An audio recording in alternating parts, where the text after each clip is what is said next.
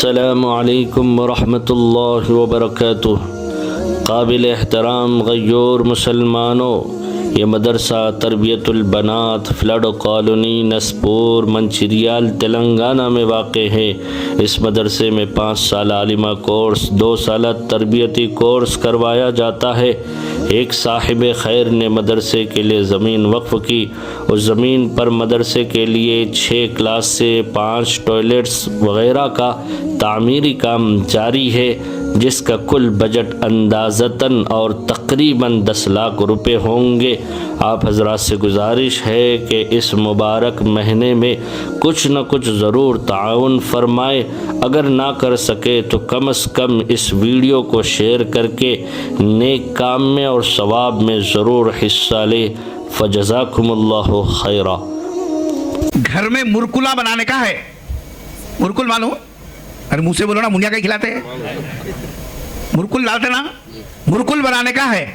आटा उटा सब गूंद लिए, तेल पूरा गरम कर लिए। अब उसके बाद किसकी जरूरत है? 100% बात सही है। आटा अपनी जगह बन के तैयार हो गया, तेल अपनी जगह गरम होके तैयार हो गया, हमारा इरादा भी हो गया, सब चीजें लेके बैठे। साचा जो असल में है, जिससे शव गिरता जी, जिससे मुरकुल बनते, उसके अंदर जो डिजाइन का अंदर रखते हैं जी प्लेट, वो बड़े सुराख की है। क्या की है? बड़े सुराख की। हम बोल रहे छोटे छोटे बारीक मुरकुला आना मौल साहब, ला इलाहा इल्लल्लाह सुभान अल्लाह अल्हम्दुलिल्लाह, और अंदर आटा डालता है, घुमाता है, कौन सा निकलता बोलो? आज भाई सुभान अल्लाह बोल रहा हूं, अल्हम्दुलिल्लाह बोल रहा हूं, माशाअल्लाह बोल रहा हूं, 17 हाथ का शमला बन रहा हूं, 10 हाथ को उंगली साहब अंगूठियां लगा लिया हूं, ये सब जमजम का पानी डाले हूं। अखल से पैदल जमजम का पानी मिला, 10 उंगलियां में 10 अंगूठियां डाल ले, सिर के ऊपर 17 हाथ का शमला बन ले, तेल जिसा सऊदी से मंगा ले, लकड़ियां कहां से भी ला ले, तेरी तस्बीह, तेरे अंगूठियां, तेरा तेल, तेरा जमजम सब बेकार है। इस वास्ते के असल चीज है उस सांचे के अंदर रखा जाने वाला। अगर वो बारीक सुराख का है तो तेरे इरादे के एतबार से बारीक शव आएगा। अगर उसके अंदर रखा हुआ गलत डाल के सुभान अल्लाह अल्हम्दुलिल्लाह फिराते रहे, कयामत की सुबह तक भी फिराता रहेगा, बारीक शव मिलने का नहीं है। बात सही है गलत है? हमारी घर के अंदर हमारी जिंदगी में औलाद कहां से आती जी? औलाद बनने का सांचा क्या है? बोलते बोलो ना, सामने बैठने वाले रोज ऐसे बैठेंगे साहब, अभी 1 महीना बाकी है। औलाद का सांचा औरत है। अरे बोलो, औलाद का सांचा औरत है। औरत सही, औलाद सही, सांचा सही, निकलने वाला मटेरियल सही। औलाद अगर सही होना है, उसके लिए सबसे पहला सांचा मेरे और आपके आका ताजदार मदीना हजरत मोहम्मद मुस्तफ़ा सल्लल्लाहु अलैहि वसल्लम ने इरशाद फरमाया, फज़फर बिज़ाति दीन। ओ अक्लमंद, जब शादी करने के लिए औरत का इंतखाब करे, ये इरादा कर ले औलाद को हासिल करने के लिए, दुनिया में जो तरीका है वो तरीका अगर तू इख्तियार करता है, औरत ऐसी वैसी नहीं चुनना, औरत ऐसी वैसी नहीं चॉइस करना, ऐसी औरत का इंतखाब करना जो औरत दीनदार हो, अल्लाह को मानती हो, नबी की अजमत रखती हो, दीन का दर्द हो, शरीयत की फिक्र हो। क्योंकि ये औलाद का सांचा है। सांचा सही होगा, औलाद सही होगी, और सांचा खराब होगा, कयामत की सुबह तक फलीते जलाता रहा, नींबू काटता रहे, नींबू जिसा नारियल फोड़ता रहे, अगरबत्तियां लगाता रहे, कभी औलाद सीधी होने वाली नहीं है। सांचा गलत रख के सही औलाद की तमन्ना करना ऐसे ही है जैसे सांचा गलत रख के बारीक शव का इंतजार करना। कसम खा के बोलो, इस वक्त में हम जब अपने जिंदगी के शुरुआत करने के लिए बच्ची को पसंद करने जा रहे हैं, क्या हाजी साहब, क्या नमाजी साहब, क्या मौलवी साहब, क्या मस्जिद के सदर, क्या सेक्रेटरी, क्या जी साहब जो है दीनदारी का ढंडोरा पीटने वाले, 1.5 फीट की दाढ़ियां, झुब्बे खुब्बे, सबके घरों से जब रिश्ता देखने जा रही, जमीन कितनी है किसके नाम पे है, घर किसके नाम पे है, ये सब कितना कमाता है, बच्चा है तो कहां तो भी रहने के वास्ते है नहीं है, क्या क्या देते हैं। जब आपने ये चीजें लिस्ट लेकर पहुंचे हैं, आप इसलिए नहीं जा रहे कि आपका आने वाला जो जनरेशन है वो सही हो, आप इसलिए नहीं जा रहे कि आपको सही औलाद मिले, आप इसलिए नहीं जा रहे कि जी साहब आपकी आने वाली नस्ल अल्लाह और उसके रसूल की गुलाम बनकर निकले, बल्कि आप इसलिए जा रहे हैं ताकि आपके पास जो दुनिया है उस दुनिया के अंदर और इजाफा और इजाफा और इजाफा। बात कड़वी जरूर है, बात कड़वी जरूर है, लेकिन हर एक इसमें फंसा हुआ है, हर एक इसमें फंसा हुआ है।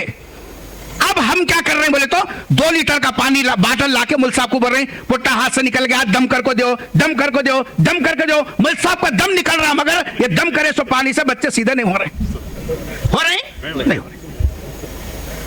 गलती कहां हुई, गलती कहां करके आए, और आज बैठ के आप उसको सुधारने की चक्कर में बैठे हुए हो। किस तरीके से औलाद सुधरेगी आप बताइए। हमने पैगंबर सल्लल्लाहु अलैहि वसल्लम की हिदायतों को बिल्कुल आंख बंद करके बाजू रख दिया। कोई मुल साहब बोले भी इमाम साहब तो उनको दूसरे महीने में फलीता देते हैं कमेटी वालों को, बोल ये मुल साहब नको, ये मुल साहब रहे तो ये नको करो बोल रहे, वो नको करो बोल रहे। ऐसे मुल साहब होना चाहिए नहीं। आसमान के ऊपर की बात करना, जन्नतुल फिरदौस कैसी है, हुरा कैसे है, सिदरतुल मुंतहा कहां है, फरिश्ते कितने हैं, तो अंदर जमीन के अंदर की बात करना, मुनकर नकीर कैसा आती, क्या सवाल करती, बस जमीन के ऊपर की बात नहीं करना मुल साहब। नतीजा यह है कि औलाद की तरबियत का मसला शुरू होता है हमारी अपनी रफीक हयात, हमारी अपनी जिसाब जिंदगी की पार्टनर, हमारी अपनी बीवी के इंतखाब से। जब हमने सही औरत का इंतखाब किया, हमारे घर के अंदर आने वाली नस्ल, हमारे घर के अंदर आने वाली जिसाब औलाद वो होगी जो हम चाहते हैं। अगर हमने वहां गलती की है, फिर अब जिसाब रोते बैठना किसी मसले का हल नहीं है। अब आप बोलेंगे साहब ठीक है वो गलती तो हो गई, अब क्या करना। अब दूसरी का तो सोच भी नहीं सकते, अगर यहां बैठ के सुन के भी गए ना, घर में अंदर भी नहीं जा सकते। क्या जी, एक को समझना मुश्किल है, दूसरे का तो सोच भी नहीं सकते।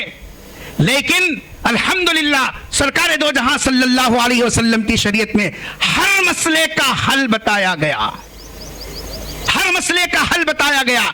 चलो गलती वहां हुई जहां नहीं करना चाहिए था, जहां पैगंबर सल्लल्लाहु अलैहि वसल्लम ने हिदायत दी थी दीनदार औरत को जिसा तुम अपनी जिंदगी के वास्ते मुंतखब करो। कम से कम आपकी जिंदगी में नहीं हो सका, लेकिन आपके बच्चों की जिंदगी जब शुरू हो रही है, कम से कम अब तो ख्याल करो कि जब हम अपने बच्चों के लिए लड़की का इंतखाब करने जाएं तो ये देखें उसके अंदर दीनदारी कितनी है। एक आज बच्चे नौजवान बोले मुझ साहब वहां की बच्ची घर के साथ चले गई, वहां की बच्ची घर के साथ चले गई, बच्चियां घरों के साथ जा रहे, कहीं को जा रहे, कुछ तो भी ख्याल है। गलती किसकी है। एक बच्ची से पूछा गया कि तू ये साहब जो है गैर के साथ क्यों जा रही है, कहने लगी मेरे पास मुसलमानों के 7 रिश्ते आए।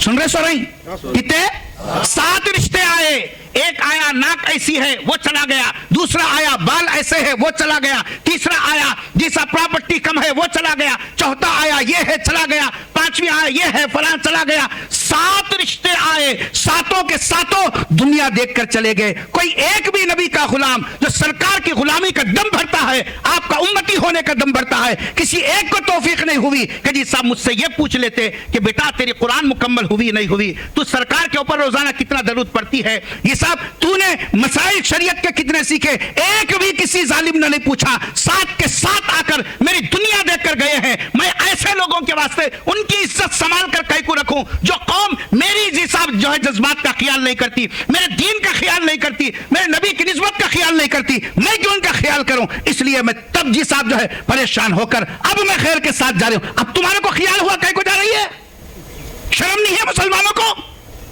जाके चोटियां नाप रहे औरतों के सामने पीछे चला के देख रही, खड़ा दुपट्टा डाले तो कैसा दिखती, आया दुपट्टा डाले तो कैसा दिखती, स्लीपर पहने तो कैसा दिखती, चोटी के बाला कहां तक है, ये देखने का है हमारे को।